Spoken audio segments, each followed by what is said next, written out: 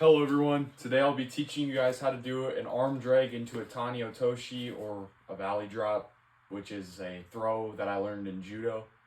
So first off, I'll have my partner, or uke in judo terms. He's going to reach out to go for a collar tie or a lapel grip.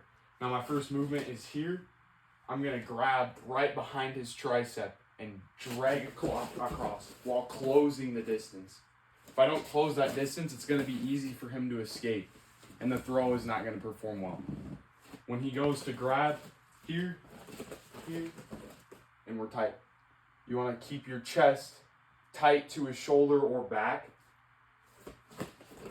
So once again, I'll go full speed. And I'm tight here. You want to hip into him too. You don't want to be out here loose with it, because when you go to sit for the fall, it's going to be a lot more tight and compact.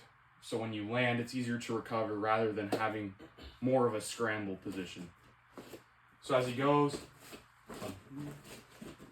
and now when we get to here, you're really going to think about like sliding down a fireman's pole. And what you'll do with your back leg here is you're going to block the back, his foot. So from the top again, we go here.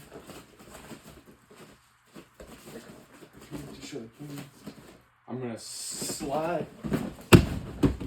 And now when I get to here, I want to recover.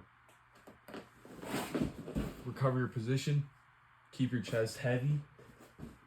And you can start looking for different submissions from there.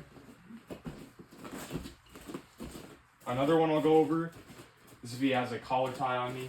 So say we don't get that counter. He has a collar tie on me. What I'm going to do is I'm going to shrug my shoulder up and get into a Russian tie position. Now from here, I can hook his lat and I can take his back. And we're in the same position again, except this arm is free. So if we come here, say we don't get there in time to hit this arm drag, he's going to come here. We're going to roll our shoulder and come here. You want to make sure your chest is heavy on his shoulder, otherwise he's going to be able to move all over the place. So you got to stay tight there, and you can come here to the back. And we're in the same position for the Tani Otoshi throw. Slide down the fireman's pole. Recover position.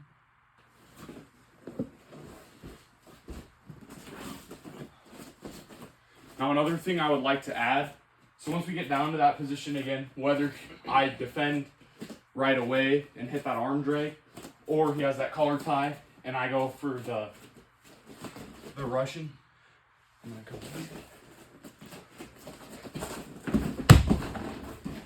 get that. Now, what I can do here, I'm gonna get my knee high here. I'm gonna get my foot around here, get my seatbelt grip, and now I can take his back. And this is really good for any sort of jiu-jitsu match, MMA fighting. When you have someone's back, it's the most dominant position. So I want to be really close and tight with this. Stay snug. I'm gonna sit back, get both my hooks in. So my hooks are right here, my feet.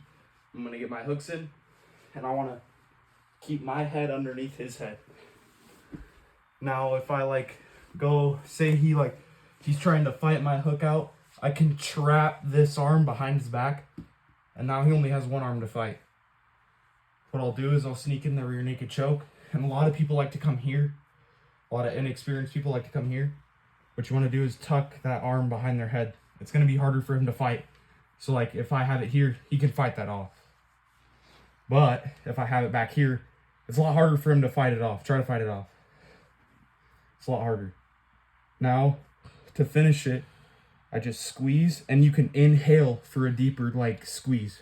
So I'll breathe in, and there's the tap.